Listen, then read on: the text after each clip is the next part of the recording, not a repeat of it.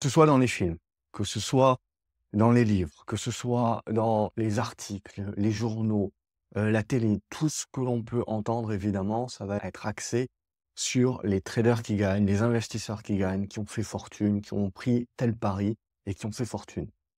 Et on va se concentrer sur comment ils ont fait.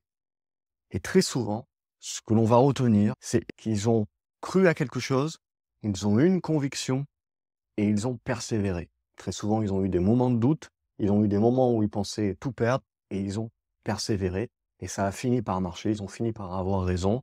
Et le monde les a reconnus et ils ont eu du succès, de la réussite et ils ont gagné beaucoup d'argent. Et vous savez, quelle est la différence avec tous les gens et tous les investisseurs dont on ne parle pas et qui ont fini ruinés et qui ont tout perdu en bourse? Eh bien, ils ont fait exactement la même chose. Ils ont cru à une conviction, ils en ont même fait une certitude et ils ont persévéré dans celle-ci. Et ils n'ont pas eu de réussite, de succès ou de fortune. Ils ont eu un échec et une ruine totale. Et ce qui sépare ces deux personnes-là, finalement, c'est le biais du survivant. Le biais qui est de penser où la même approche, si vous voulez, qui permet à un moment donné, lorsque l'environnement et l'alignement des planètes est fait, de faire fortune, ça peut être exactement les mêmes éléments qui vous font faire une ruine totale si l'environnement n'est pas adapté. Toutes les stratégies marchent à un moment donné, mais toutes les stratégies ne marchent pas tout le temps. C'est ça qu'il faut comprendre. C'est une question de cycle. Mais du coup, dans cette réflexion-là, si vous voulez, j'aimerais pousser beaucoup plus loin la réflexion et de dire, OK, mais quelle est cette différence? Qu'est-ce qui fait réellement la différence? Parce que on nous dit tout le temps de persévérer, mais ce que l'on voit, c'est que c'est un peu plus complexe que ça, parce que persévérer, ça permet en effet d'arriver à du succès, mais persévérer peut vous amener à votre propre ruine aussi. Donc, comment essayer de repérer, comment essayer d'analyser un petit peu la différence entre persévérer pas assez, trop, heu et justement, où est la limite? À quel moment, si vous voulez, il faut pouvoir savoir couper, se couper un bras, savoir analyser, accepter qu'on n'est pas sur la bonne route. C'est ça le plus dur. C'est ça qui est essentiel et ce que je veux faire aujourd'hui, c'est que je veux justement vous aider éventuellement à vous poser les bonnes questions. Parce que persévérer, c'est bien, s'obstiner, non. Alors comment savoir? Car la clé du succès se trouve aussi bien dans la capacité de chacun de savoir quand il faut arrêter de persister avant que cela en devienne une obstination et une recette pour l'échec. Si je discute avec toi, est-ce que je penserai que tu es déterminé ou que tu es têtu? C'est ça qui va faire la différence entre savoir est-ce que justement on est dans du biais du survivant, on est en train de persister ou on est en train de s'obstiner. Voilà pourquoi ce n'est pas si facile. Pour gagner et avoir du succès, persister ne suffit pas. Pire, cela peut mener à notre ruine. Après des années à étudier la question et à être passé moi-même par là, je pense pouvoir différencier les deux. C'est assez simple en fin de compte. Les gens qui sont déterminés sont souvent passionnés. Mais leur passion est tournée vers l'extérieur. Ils persistent car ils suivent leur passion, leurs idées, sans être certains d'avoir raison. Mais encouragés par l'idée d'essayer, de ne pas avoir de regrets.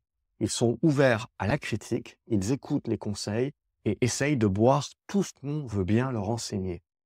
En d'autres termes, ils persistent, mais selon une idée d'amélioration continue.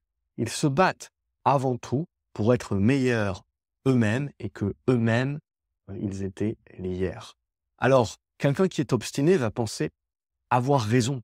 Il va vous expliquer que vous ne comprenez rien. Il ne va pas accepter la critique. Il ne va pas accepter, si vous voulez, qu'il y ait d'autres idées. Il n'écoutera pas les conseils. Il pensera que les autres sont bêtes, ne le comprennent pas. Alors à quoi bon discuter avec eux? Une autre façon de le voir est de penser à un bateau. C'est un bateau dont le gouvernail est cassé. Vous comprenez un petit peu la différence, si vous voulez? C'est-à-dire que avoir les moteurs au cul, mais pouvoir tourner mon gouvernail, changer ma direction, ça, je persiste, mais d'une manière saine.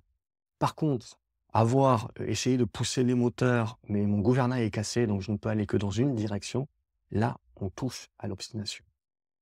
Donc, persister, c'est donc rechercher un objectif, mais être ouvert à la façon de l'atteindre et essayer plein de choses. Et essayer de trouver ce qui est bien pour soi. S'obstiner, c'est s'attacher à la façon d'atteindre cet objectif plus qu'à l'objectif lui-même et ne pas en bouger. Alors bien sûr, on connaît quelques visionnaires qui avaient une idée pour atteindre un objectif et n'en ont pas démordu malgré qu'on leur dise que c'était impossible. Et ils ont eu du succès. Et on a tous les films et tous les bouquins sur eux, bien entendu. Et donc on pense que c'est ça qu'il faut faire. Mais c'est la partie émergée de l'iceberg. Plus souvent que non, être obstiné nous fait continuer quelque chose qui ne marche pas pour nous. Et à répéter les mêmes choses, on obtient les mêmes résultats. Échouer est inévitable dans ce bas monde. En bourse, encore plus. J'échoue moi-même tous les jours. Tous les jours, j'ai des positions qui ne fonctionnent pas. Je loupe une opportunité. Tous les jours, quelque chose me coûte de l'argent. Je me trompe bien plus souvent que je n'ai raison. Mais je continue. Parce que j'adapte mon plan à mon profil, au marché du moment, à mon environnement, à ma psychologie du moment. Et je continue. Et le but, c'est, quand j'ai raison, de gagner beaucoup plus que quand j'ai tort, ce que je perds. Donc j'accepte que pour gagner demain, il faut parfois que je perde un petit peu aujourd'hui. C'est laisser vivre les positions. J'accepte que pour gagner demain, il ne faut pas perdre aujourd'hui et sortir. C'est savoir couper les positions aussi au moment où je décide qu'elles vont mal. C'est tourner mon gouvernail, changer, faire tourner les voiles. Persister, c'est accepter de changer d'avis, accepter qu'il y a des cycles, que certaines choses marchent à un moment, mais que rien ne marche tout le temps. Persister, c'est avoir un objectif clair et pas trop vague. Dire « je veux gagner » n'est pas suffisant. C'est trop abstrait et poussera à se focaliser sur le moyen d'y arriver et à s'obstiner. Mais tout ce qu'ils ont fait, c'est copier la technique d'un autre, ne pas chercher à l'adapter à soi et ne pas trouver ce qui marche réellement pour eux. On est tous différents et on évolue tous dans la vie. Et donc en permanence, en fait, c'est une évolution permanente. Il faut sans cesse faire du Kaizen, c'est-à-dire de l'amélioration continue. Nuancer, essayer, adapter différentes approches pour faire plus de ce qui marche pour soi et atteindre ainsi ses objectifs. C'est ça le gouvernail.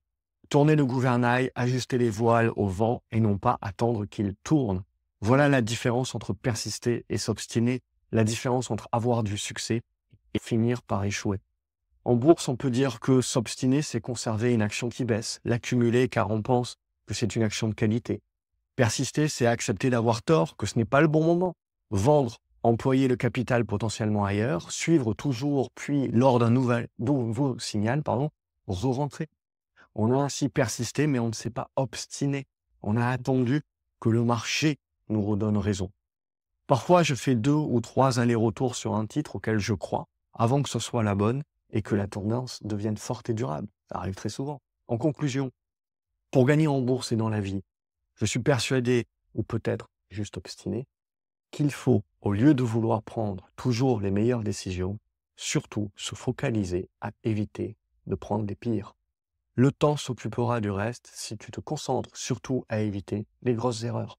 Je suis certain que tu peux transposer cela à ta situation et te demander toi-même si tu es vraiment persistant ou peut-être pas un petit peu obstiné.